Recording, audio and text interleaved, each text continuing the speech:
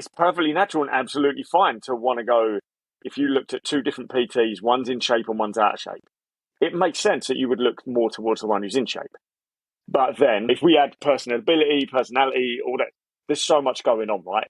But we do judge a book by its cover. We do initially look at people and make a judgment and make an entire life story about them in a split second based on how they look. If I said, I don't want to go out with somebody who is morbidly obese, for example, I would be considered maybe ignorant for doing so.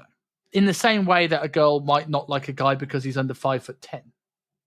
And I would argue he has less control over his height than she has her weight. But it's not about that. But the fact is, a lot of this is subconscious. Going back, for example, me using my teeth as an example, does my dental appearance make me a worse BT? Of course it fucking doesn't.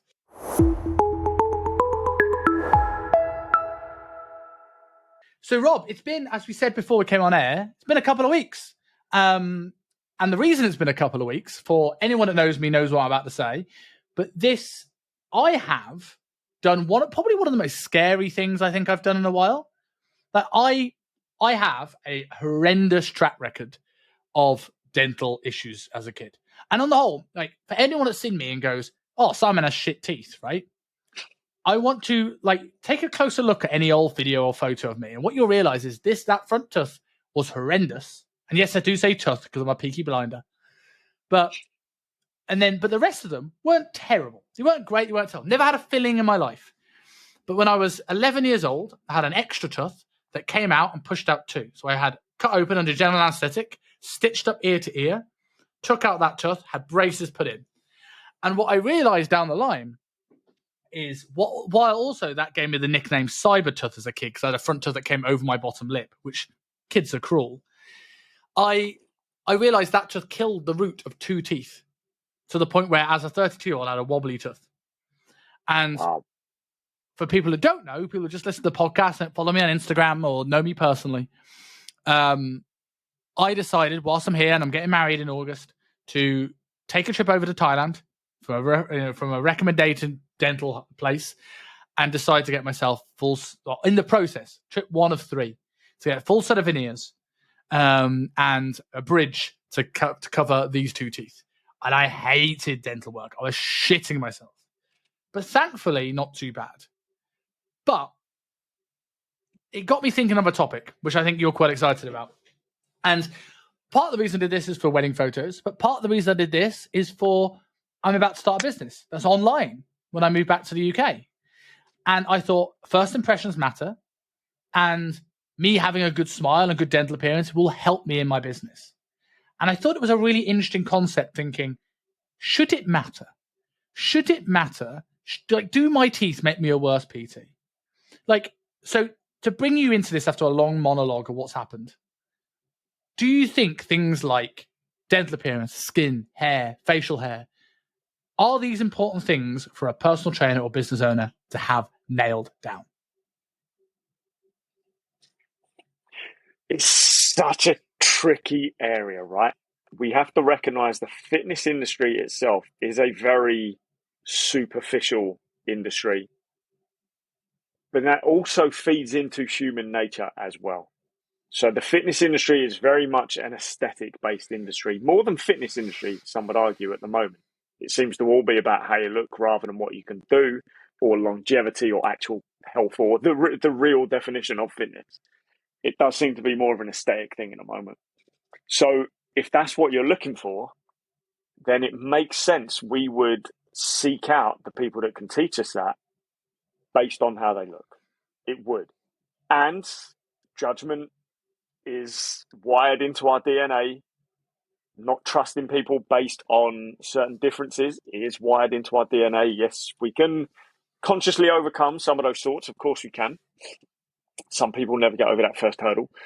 And it makes sense that if you were seeking help from someone to improve either your health, your physique, your mindset, your business, your relationship, your baking skills, whatever the hell it is, it makes sense that you would go to someone who has done that successfully before or is doing it successfully now.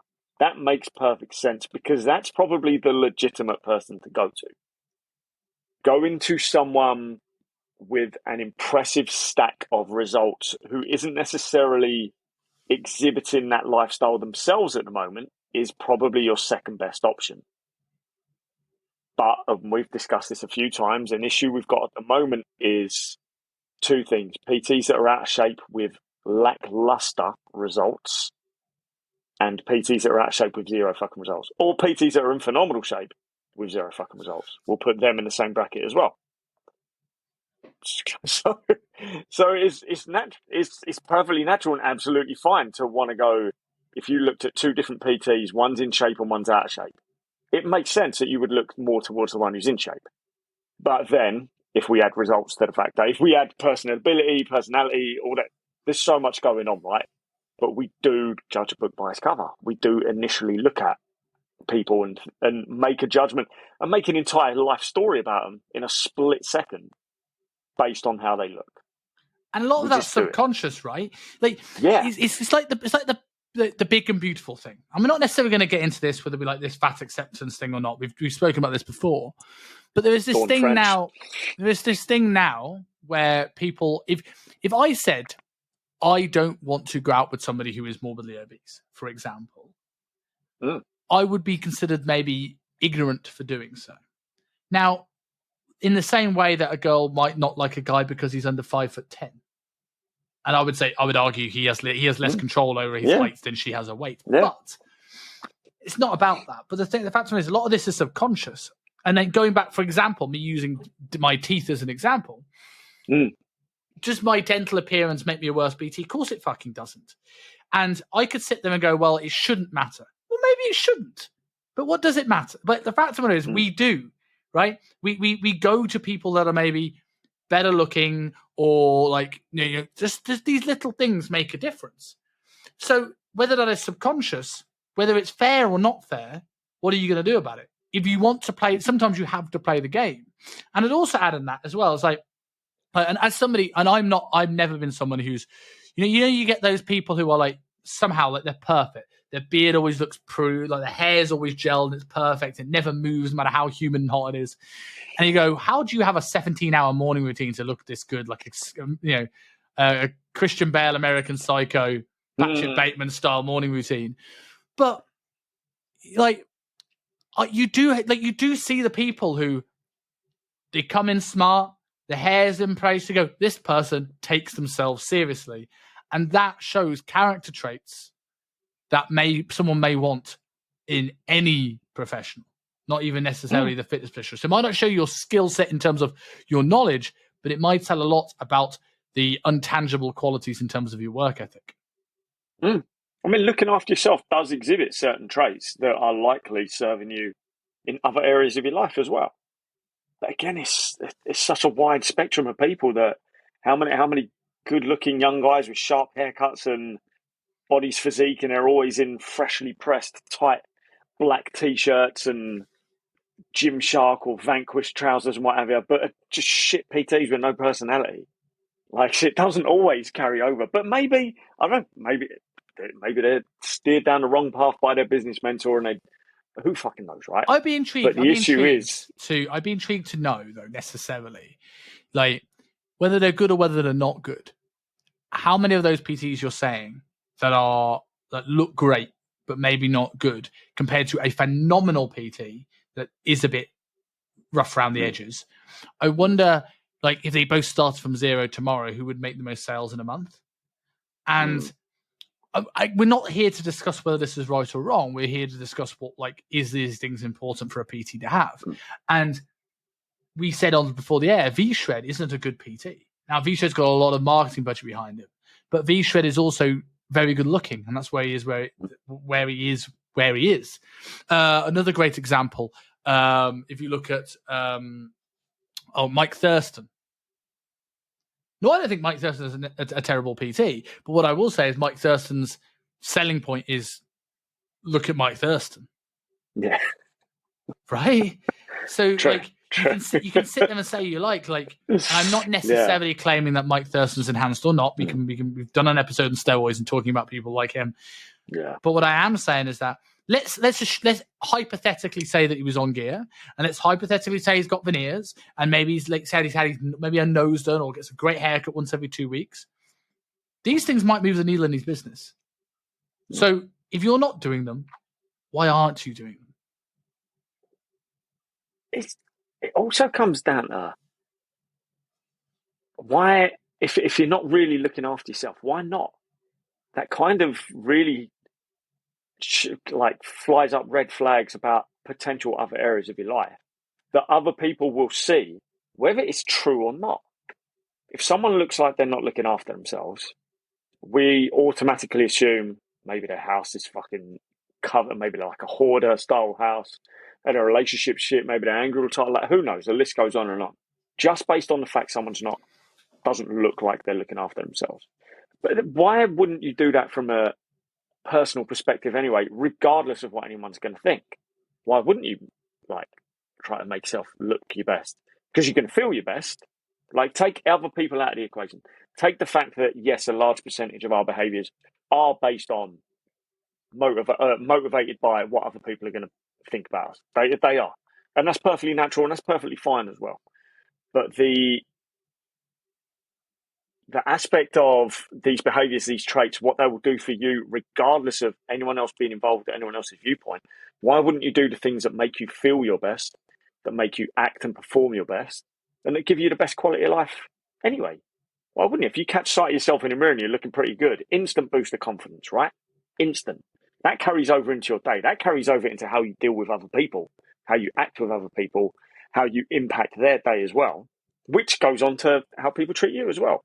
It's a tough one because I don't want to link looking your best and treating yourself your best as necessarily adhering to anyone else's standards of beauty or anything like that. It doesn't mean your hair has to be perfectly cut, 90-degree fucking whatever the fuck. See, that's how much I know about hair. The we don't want to be a cookie cutter, right? You want to embrace your uniqueness. You want to look the way you want to look, that gives you the most confidence, without ignoring reality, the consequences of reality. Of, you might feel that you look amazing being classed technically as morbidly obese, but we know that's not the case in terms of how you feel, how you act, how you perform, and your longevity. So we've got to look at all bases, right? And also how the world sees you, because and going back to the point I made earlier, it's like is it necessarily fair? Does being overweight make you a bad person? Does it make you unattractive? So some people might everyone has different preferences, but we can't argue the fact that the majority of the world has a certain preference.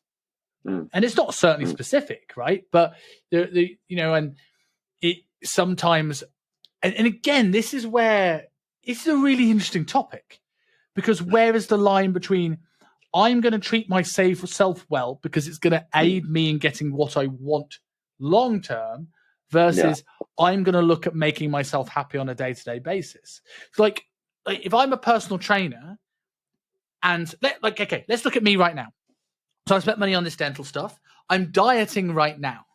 But let's say I'm in better shape than I was a month ago, but not in the best shape of my life. Right? I could not necessarily go through the hard work of a diet, and I could feel pretty comfortable. I can have some more food, or maybe I can enjoy some of these last times in Hong Kong a little bit more. And that may be making me happy right now. And maybe I don't ever need, I've proven I've done that. Maybe I don't ever need to go there ever again.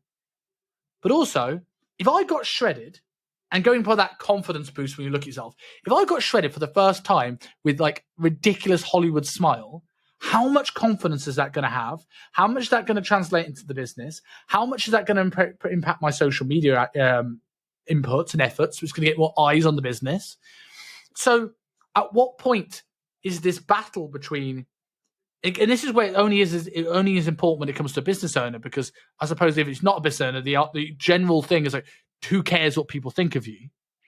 But at what point is there a line between this is what I want for myself and this is what actually is going to drive the needle forward? Like the harsh truths of the world that people often don't want to talk about.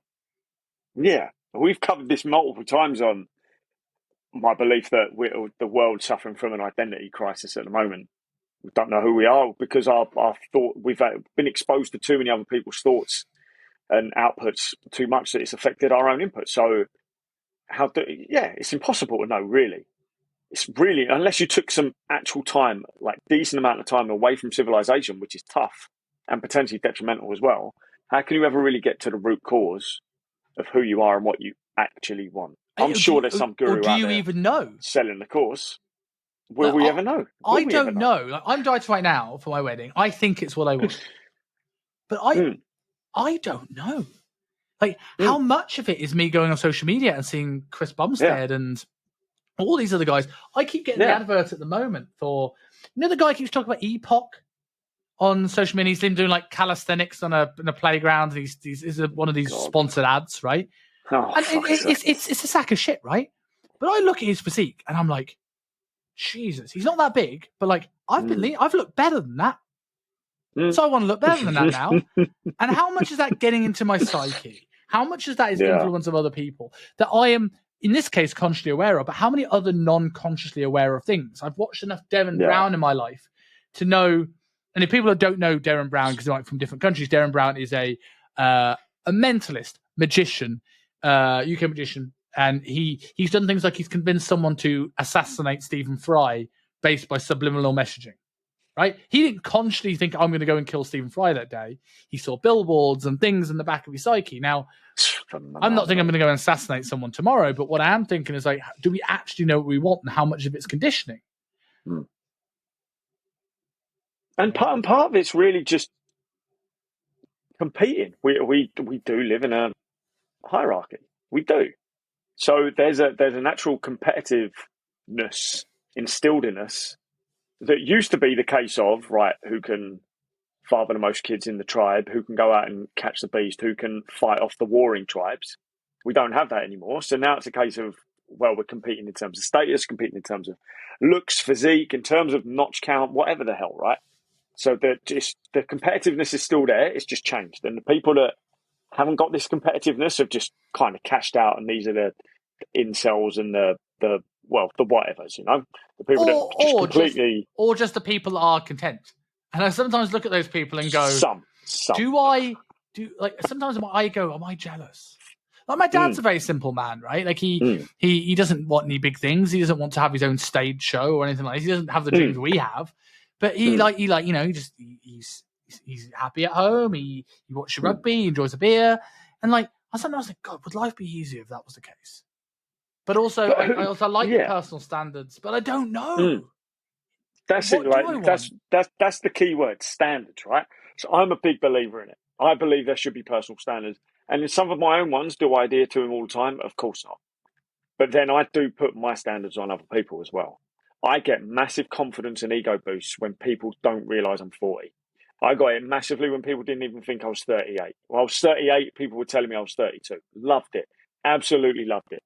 To the point where I still don't tell anyone my age. If anyone asks, I get them to guess first in the hope that they'll still guess low. And I love it, right? But now, because I'm a lot grayer, people still go for that 40, 42 because they don't like being fooled.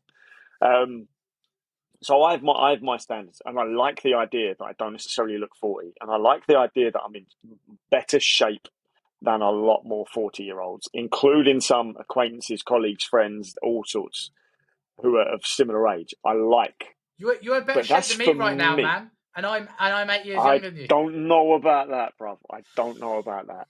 The best thing that's happened in this last week is my local Tesco has mysteriously stocked out of Belgian buns. That's helped me a lot. If they were in stock, I'd be in even worse shape now, right? But so as an example, I catch myself there, just automatically walking from the gym. I'm probably going to go get a drink or something. I don't need to go to Tesco, but I know that going to Tesco instantly doubles my step count than if I went straight home. So there's little benefits too there, right? I could just go to Tesco, do a loop of it and walk home, get tons of steps, not worry about extra calories. But I find myself automatically going in, especially if I'm under stress, because stress is my trigger for my sweet tooth. And I find myself heading straight to the bakery. I'm not a big fan of many baked things, but if there's a Tesco Belgian bun, which is better than Greg's, there's a Tesco one, man, I'm just automatically reaching for it, right? And the fact is, I don't even think about it, and I catch myself later either halfway through it or afterwards going, I didn't need to do this. That's just an extra 400-500 calories I did not need. If I really want to get a handle on my diet, I need to either catch that out somewhere else or just stop this altogether. So I also realised that having this sweet stuff near enough multiple times a week is probably not good for my overall health, probably not good for my skin, not good for my teeth. So why am I doing it? That's the mindset I catch myself in. It's going to make me look worse. It's going to make me feel worse. It's going to make it harder for me to get the physique that I want this year. It's bad for the things that are harder to fight off once you get past 40. And I'm not making any excuse for being 40 at all. So these things then come into my mind that, okay, if I continue down that path, I'm going to end up looking and acting and feeling like every other 40-year-old that I'm comparing myself against. And that little competitive element in me goes, don't do it. Be the sexy motherfucker. Be the sexiest 40-year-old be the sexiest guy in the town. Not just the sexiest 40-year-old. Be the guy that I'm never going to be it, but be the guy that, you know, women want to be with and men want to be. I'm never going to be that guy. But it feeds into the dating market. It feeds into just keeping your own partner on their toes in your own relationship, still being desirable in your own relationship, being seen as a higher energy, higher confident person in your business realm, in your workplace, whatever the hell it is, which triggers more people now than ever. And that just shows how low standards in society are getting as well.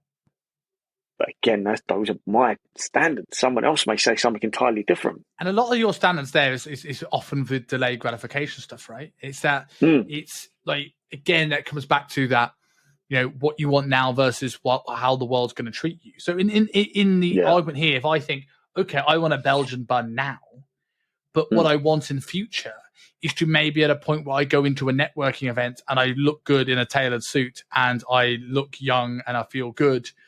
And that's the thing that's going to push it. Like, do you think, like, when it comes to personal standards, do you think people now, because there's so many options and so many quick fixes for stuff, whether they're good or not good, that people are kidding themselves about their own personal standards that they're meeting them? Because I'd like to know the how much money is people spend on healthy, unprocessed food per year in comparison to the amount of times people spent on anti-aging creams, face creams. Like, how many people want to be like yourself, feel younger at 40 and are doing it with face cream and moisturizers and sunscreen? I'm not saying any of these things are bad, but they're doing that without actually making sure their health's in the right place, their hydration in the right place, their nutrient densities in the right place. Like, do you think like some people are listening to this thinking, and I'm sorry to call you out, but then someone's going to be listening to this who thinks they hit their personal standards, but they're taking the easy way out.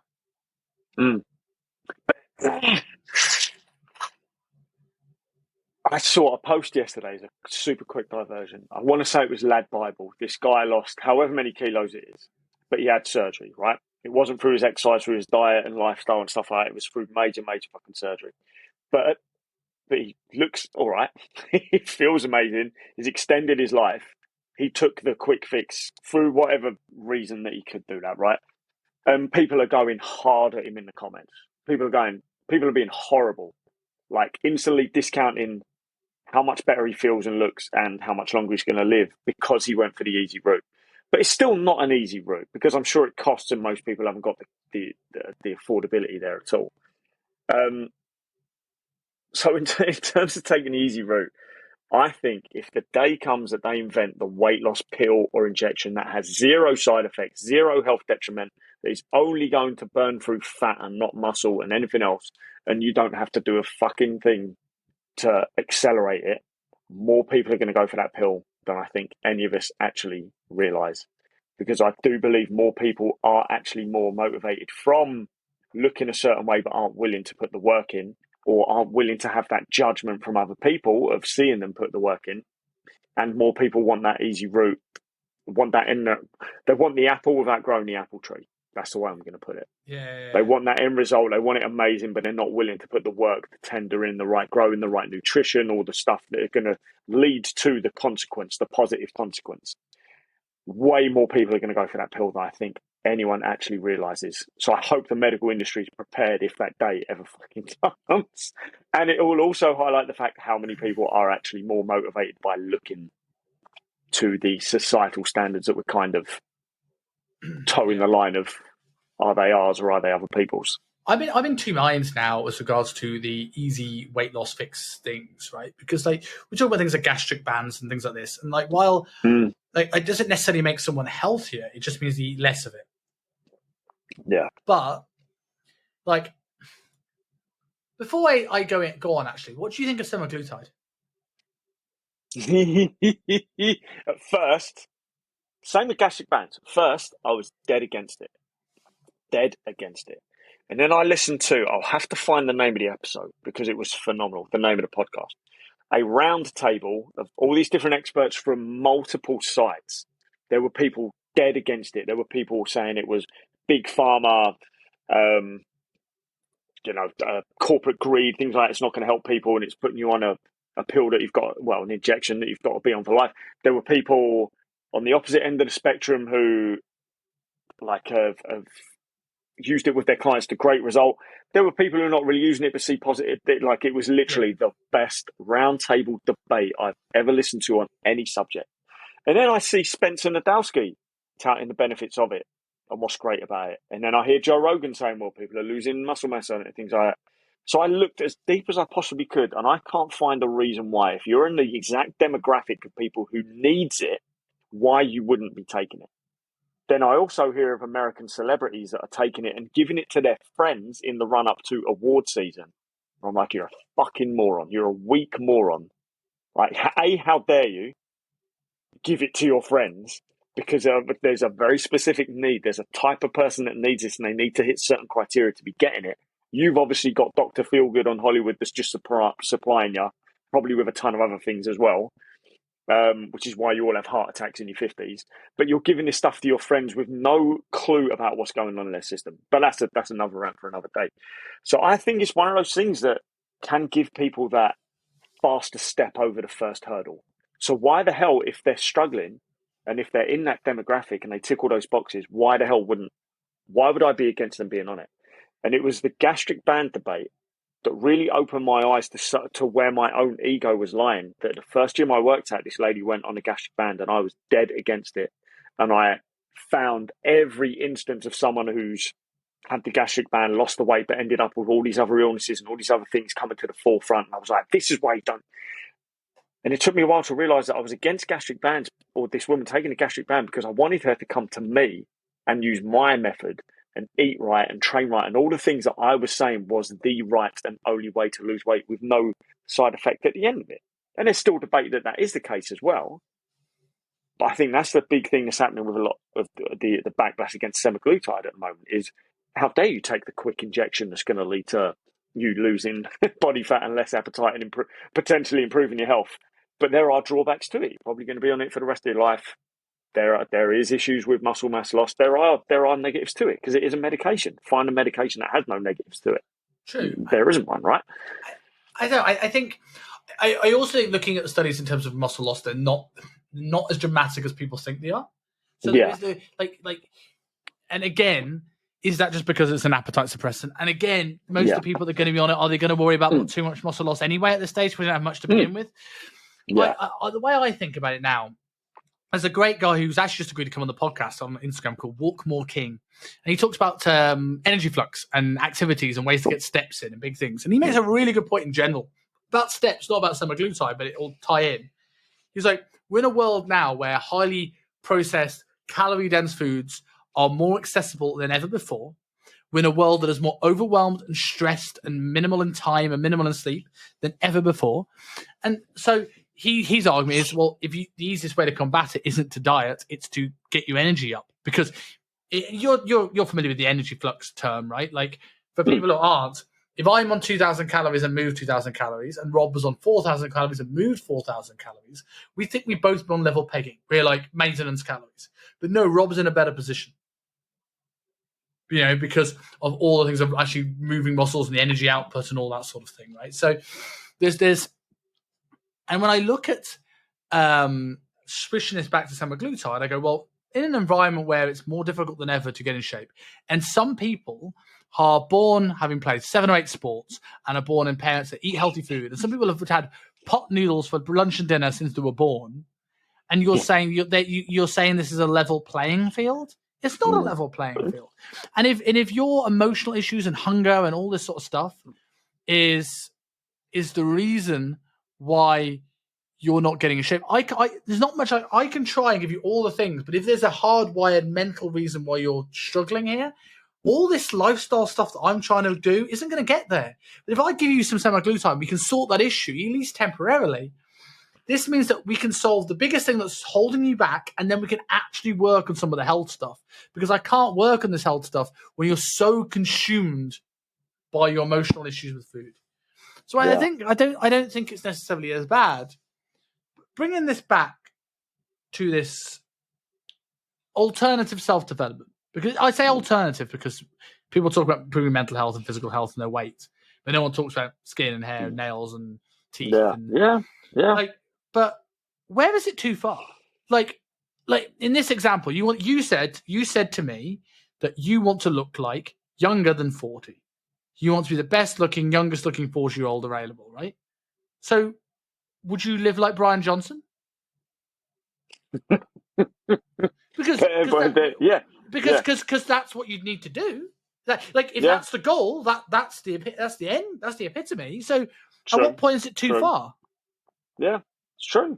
It's and for the record, if anyone's thinking that's not Brian Johnson, the lead singer of AC/DC, but I don't want to look like him. I want to sing like him, but I don't want to look like him. No. Although he looks good in a cap. Yeah. This is a big thing with.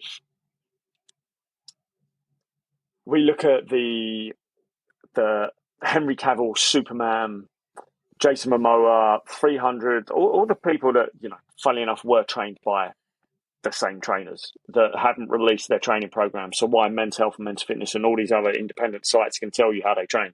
Makes no sense. But that's the big thing. If you were to go to them and say, right, I want to look like Henry Cavill, cool, we've got to go back in time and make sure your parents intersperse their DNA with Henry Cavill's parents. So you're more likely to end up looking like Henry Cavill. Or you've got to go through the multiverse. You can actually embody Henry Cavill's spirit, soul, whatever.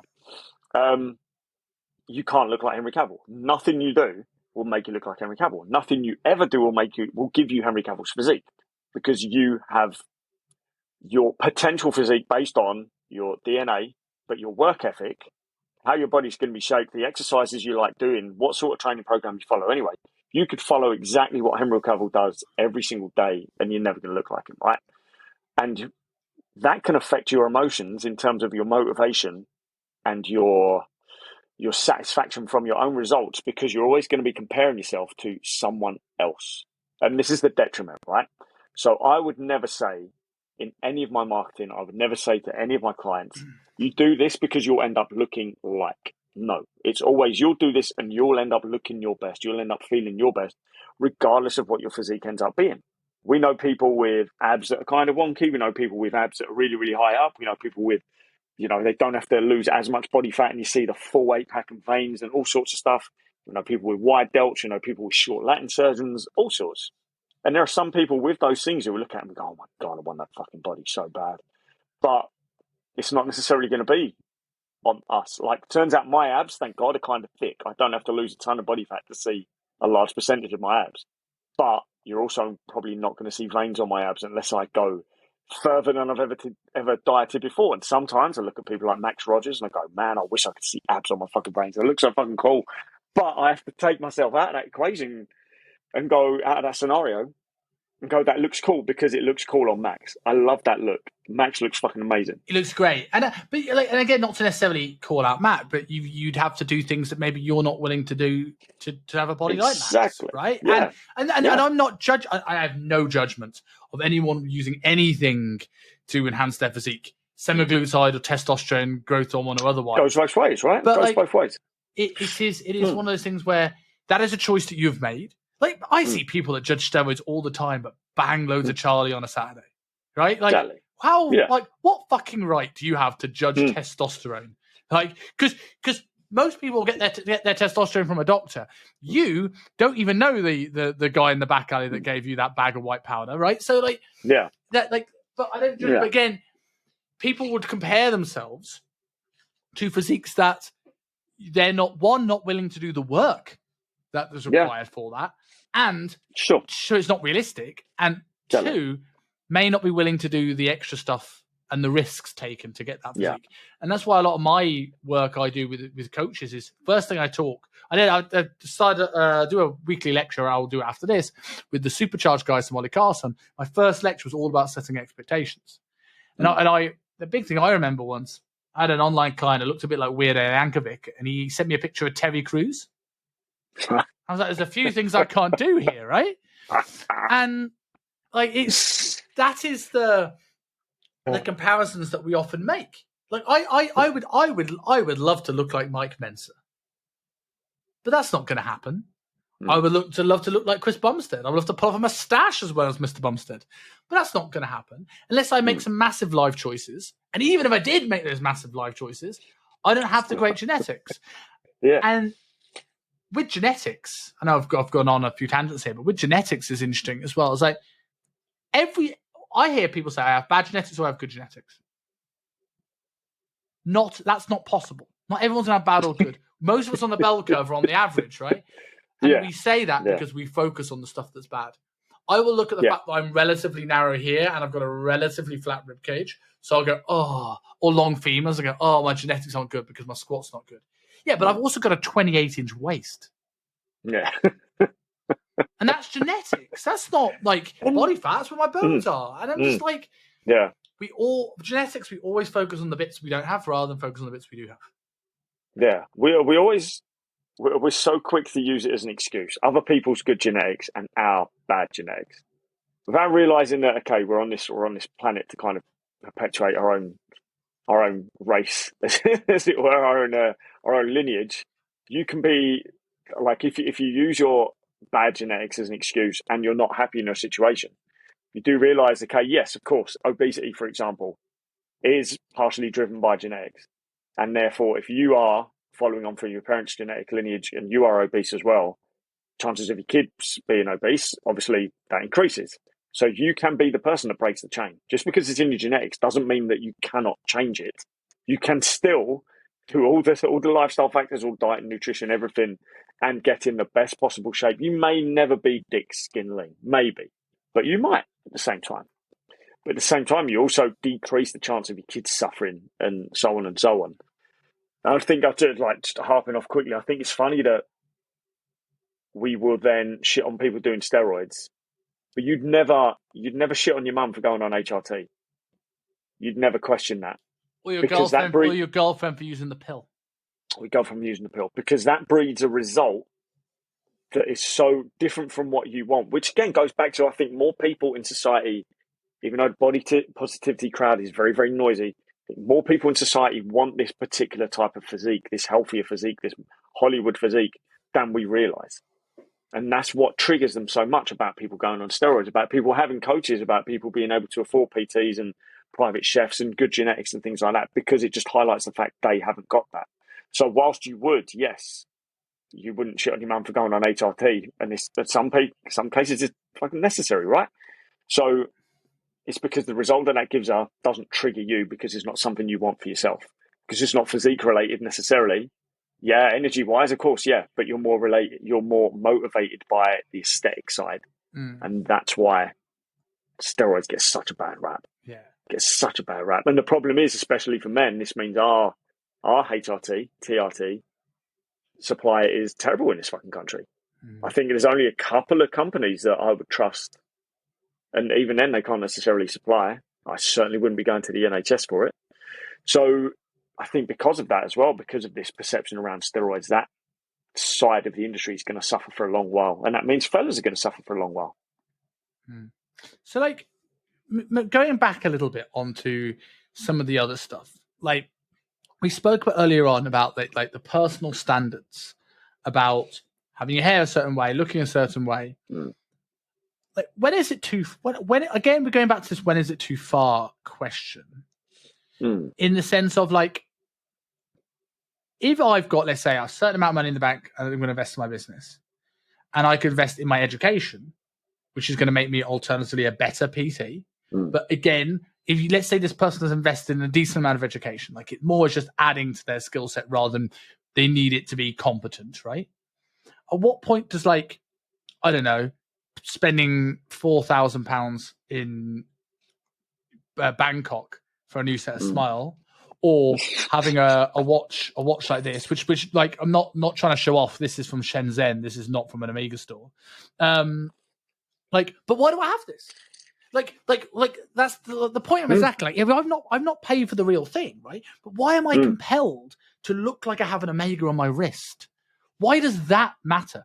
And the question, does it matter? Like, does me having an Omega on my wrist actually push the needle forward of people thinking, I'm going to go with that guy? Or is this in my head? That's the kind of question I have for you. Like, does this stuff overall, does it actually fucking matter? Or is it mostly up here? It matters to us more than anyone else. It's both, right? Which is a cop-out answer. But it's both because, again, we're in this hierarchy. We're in, whether we're single, married, whatever the hell, we're still in this dating hierarchy as well, this attractiveness hierarchy. And that's part of what a lot of our motivation still bred by, even when you settle down. We want to remain, ideally, not everyone, and it's slipping, we want to remain desirable to our partner. We like the idea of being desirable to other people, even when we may never actually act on that, which is another standard entirely. That's another podcast.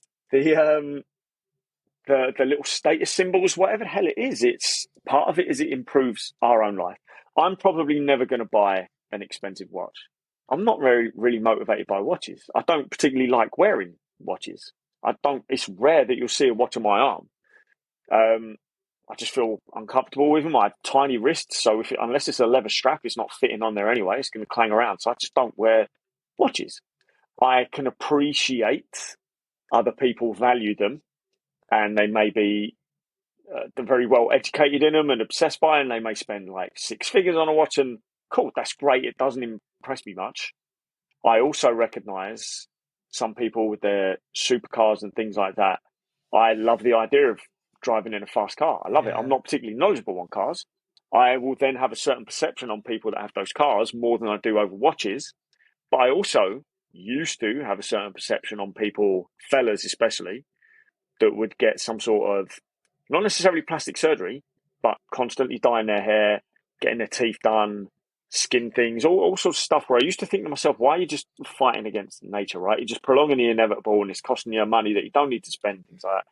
But now I think to myself, I've completely turned around on this. So now I think to myself, well, if there's anything that you could consider as holding you back, whether that's based on your physical appearance in your face, whether that's internally with your energy, whatever it is, why wouldn't you do that thing that just elevates you a little bit higher? Like I'm never going to dye my hair because my greys actually look all right. But there are some people out there, their greys make them look haggard and old, and it doesn't look. It doesn't, and that can affect your confidence, right? We'll just say it doesn't look good. It affects your confidence, it can affect your mental health. So if you want to dye hair, fucking go for it. If your teeth are slightly out of shape and you want to get braces or you want to get veneers or you want to get them whitened and it makes you feel better and it improves your confidence and therefore your mental health as well, and potentially feeds into the dating market, could get you the type of partner you look for, why wouldn't you? Hair transplants. We're especially British guys. We joke about this a lot. Anyone going to Turkey for a holiday, it's instantly a joke. Are you going to get the old going for the cheap hair transplant or something like that? Teeth, yeah. You know? And I saw one guy I know, an amazing guy. He's the only person I know personally that's had it done. And the photos he was posting, it looked horrific. Like as soon as it's done the day of, I was like, that looks horrific. Why the hell would you put yourself through that? What he looks like 6 months later? Oh my God, he looks incredible. Why the fuck wouldn't you do that? Why wouldn't you give yourself that helping hand? But that also feeds into, if you're going to do that stuff yourself, then why aren't you eating better? Why aren't you trying to focus on your sleep? Why aren't you hanging around decent people that actually empower you? Why aren't you training with weights or working on your cardiovascular health, that sort of thing? If you want to tick one box, why don't you try and tick all boxes, Do right? you think there's a bell curve with the how, like the impact these have on other people? Like in terms of, like, we've all seen a person. Maybe like if I'm wearing this watch, I've got a nice smile. Maybe more people will tune into my video. But we've all seen that person, that business mentor, that's sitting on his Lamborghini, and you just think, prick, right? You just think like, what? Why are you not in your office doing this video with your camera? Yeah. Why are you in your garage? Yeah. Why are you on the beach in a Lamborghini? So, like, is there a bit where like a little bit of this status chasing actually helps, and then too much becomes disingenuous? Yeah. Yeah. It's a bit of both, right? It's what is your actual branding, right? Let's take Andrew Tate as an example. So we know Andrew Tate's lifestyle for a long time has been fast cars, spending money on supercars, the latest models, like ones that not everyone's ever going to get a chance to buy, ragging them around, or like having more than he's ever going to drive in a day, all over the world, whatever. Cool, but that's his lifestyle, that's his branding, and you get the sense that he genuinely enjoys that. Where I take offense with some business coaches that stand in front of their Lambo is I'm like, before this photo, you never even spoke about cars. You never even spoke about, well, I didn't even know you drove. Like, it's just literally a flex shot for the fact you're trying to feign some sort of credibility that you have money. And show me a successful business. Don't show me money. Show me a successful business, and I'll trust you more. Well, this is interesting. I've got a question about that in a second, but I'm gonna I remember an advert I saw. There was this, I can't remember the name of this guy, but he's like, it was this like big Jack Black guy. He was like leaning on like two cars, like throwing a Lambo. And he was like, he just gets out the car, he looks at his phone, and he goes, just got a message from one of the guys in my program, took immediate action, which most people don't. And then, like, and I think for him, I think what he was trying to say is that most people don't take big action. But if you listen to me and take big action, you're going to get the lifestyle of your dreams. You get these cars, you're going to, bag these babes, you're going to have all this money.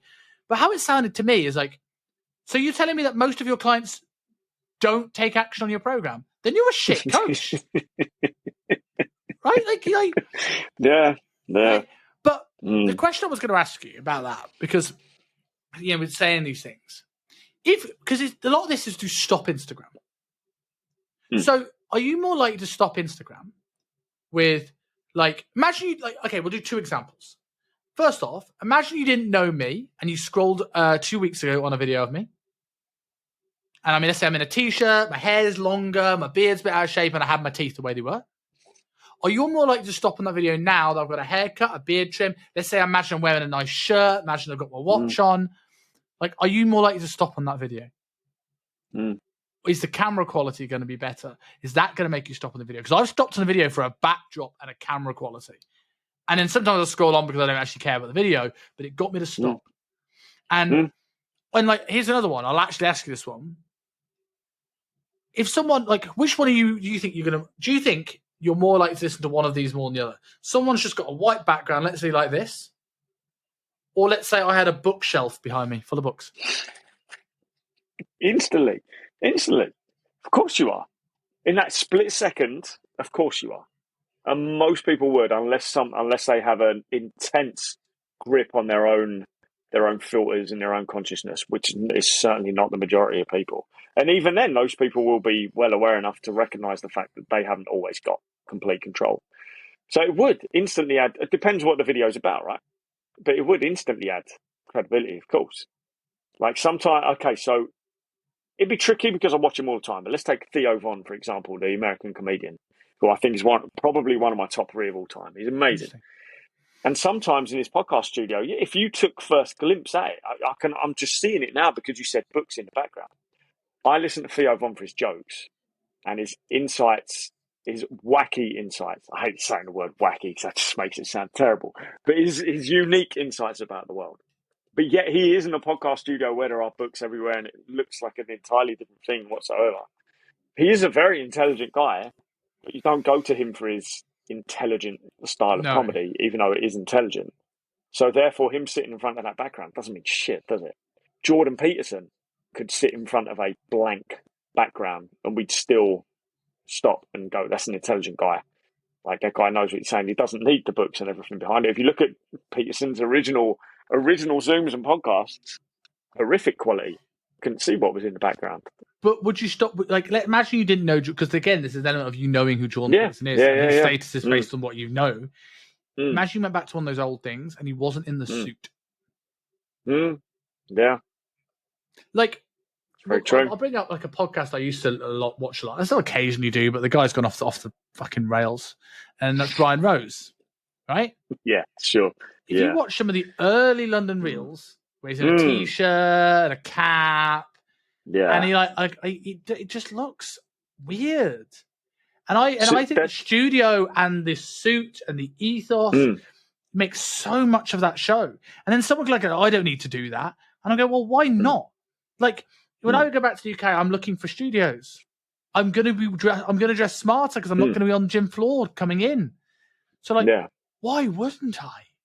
Because the perception of that business coach standing in front of the Lambo for a certain percentage of people gives the perception that he knows what he's talking about because he's wealthy enough to afford a Lambo. Or rent a Lambo on credit.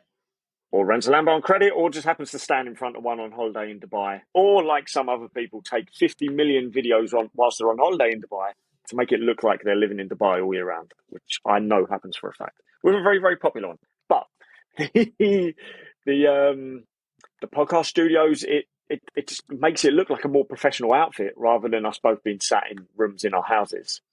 It's or on a Zoom in a office or whatever. It just gives that perception that instant split-second perception of these guys got their own podcast studio, or these guys built this the way they want. They must be putting a lot of money and effort into this. It adds credibility because it's not two guys sat in their bedroom. It's those split-second things that we're noticing.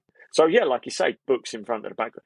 These are probably all the reasons why certain social media gurus tell you to have the right background and a certain light or things like that. Because it just, for whatever reason, creates this illusion of credibility, even though it doesn't. And if you go back to, I forget what the ratio is, but in terms of when you're talking, it's whatever percent how you say it rather than what you're actually saying, and whatever the third one is in there. So long since I've heard that quote, I've completely butchered it and forgotten it. But it's how you're saying it, and how you're saying it is not just how you're stood there. What you say, tonality, and how you say it. Yeah, that's it. What you're actually saying. Yeah, exactly. So these are all things that we respond to. This has been proven time and time again. So yeah, if Jordan Peterson's first lectures that ever came out were him in a scraggy t-shirt, completely out of shape, looking horrendous, probably wouldn't take him as seriously, regardless of the intelligent stuff that he's saying, because he wouldn't be a very compelling character to look at, right? So, and this is the issue with the fitness industry, everyone. 100%. So to close off this episode, we know what I'm doing to improve my appearance and to give me a status. It's fake teeth and fake watches, and then maybe a slightly smarter attire when I'm off the gym floor. What is the one thing you're going to do this year which is going to improve your perception to the world? Ooh, that's a good one. But I'll be brutally honest, right? Rather than one thing, I'll be brutally honest. Very, very soon, I'm going to have my bloods checked. Oh my God. And my dictation checked as well. Fucking hell. I'm going to have my bloods checked. And if things are low, then 100% I'm going on TRT. I'm going on, right? That's going to make me feel better. That's going to improve my overall 100%. Health. And chances are limited, but there may be some physiological adaptation as well. But it's very, very limited with the actual TRT dosage, right? I am unlikely to ever dye my hair, but I'm going to get my hair cut on a much more regular basis. I'm going to shave on a much more regular basis because certain videos I've looked at myself when I'm unshaven, hair's long, and I look tired and haggard. I'm going to get out in the sun a hell of a lot more because it's summer, and then I'm going to renew, because I'm in Essex and we've all got one in our basement anyway, I'm going to renew my memberships with Sun Studios so I can do a little bit of tanning on the bed as well, keep it topped up all year round. But probably the biggest thing I'm going to invest in, ideally this year, is probably, I don't think I'll get veneers, but I'll definitely get braces again. Definitely get braces again. I had them when I was younger, and my top have remained straightish. There's a couple out of whack, and my bottom just seemed to go again, right? So I want them straighter again. That may lead into veneers. It might do. I'm going to go speak about my options, right? I would definitely look at what we call composite bonding. We like I'm a fucking dentist. Like what they call composite bonding. You're a pro now. Well, Yeah, Are you sponsored? You're sponsored athlete now. Sponsored. Yeah, they're getting paid by this dental surgery in Bangkok. But rather than having a veneer where they grind down and put the thing on, right? Like with these, they're going to get composite bonding, where they just sort of like take what you get fillings with and they just fill in the gaps. So you just straighten and just even up everything. And that probably will be more of an immediate thing and also less uncomfortable than getting braces. Yeah, because that's the thing, remembering the discomfort of however many years of braces. It's not something I necessarily want to go through again. But again, am I just chasing the apple without growing the tree? So, but mate, there are things I'm going to do. Of course there are. That I may not have thought about 10 years ago because I had the gift of youth back then. But I am over 40 now. I have to recognise things are going to decelerate a little bit. So why wouldn't I do the things that make me look my best? That also, yes, of course, that is motivated by other people's perception of me as well. But I am more motivated by people. How can I put this? I'm more motivated by people going, that geezer's teeth look good, that geezer's skin looks good, that geezer's hair looks good. More so than anyone saying, I just got veneers, I just got a private barber, he's on TRT, whatever. Those people don't motivate me or demotivate me either way. Like, I can brush that off quite easily. I think they're to close off this, I think the message I kind of want from this, within reason, people always talk about, it doesn't matter what anyone else thinks of you. You should do what you want to do and not care what other people think of you. And I think on the whole, that's a good message. But I also think sometimes there's nothing necessarily wrong with thinking, maybe not caring what other people think of you, but thinking about and considering what other people think of you, because other people are the gateway to some of the opportunities that you're going to have in your life. Yeah. So even if you think you're the fucking bomb, if doors are closed in your face because of things that may not be fair, right? Having that consideration is going to be the big thing. So for people who want to improve their perception, we know that you're helping people verbalize and writing in terms of copy. You're helping people with their social media presence, and you're helping people get in shape and feel great. So if you want to find more about Robb, tell us where. Fat Loss Fastlane on most platforms is the easiest and most active out of all of them. To be fair, people now message me about their copywriting on that page because I'm so inactive on my actual copywriting and stuff. That's the best place. Stick with one. You spread yourself too thin with 3 Instagram accounts. Just stick with one. Do it well. 5, oh my god, 5. Yeah, you count Paul Mort. Like Paul Mort's Instagram account. Yeah. They just chat to you. Yeah. So that's one of my goals this year: is less fucking access to Instagram account. But yeah, exactly, man. But that's it. It's the one I'm most active on is the one where I can help the most people in the way that empowers me the most as well. So that's Fat Loss Fastlane, right? That's the best place to contact us. Awesome. And again, I was thinking, what am I going to plug for myself? Because by this point, the course will be full and going by the time this comes out.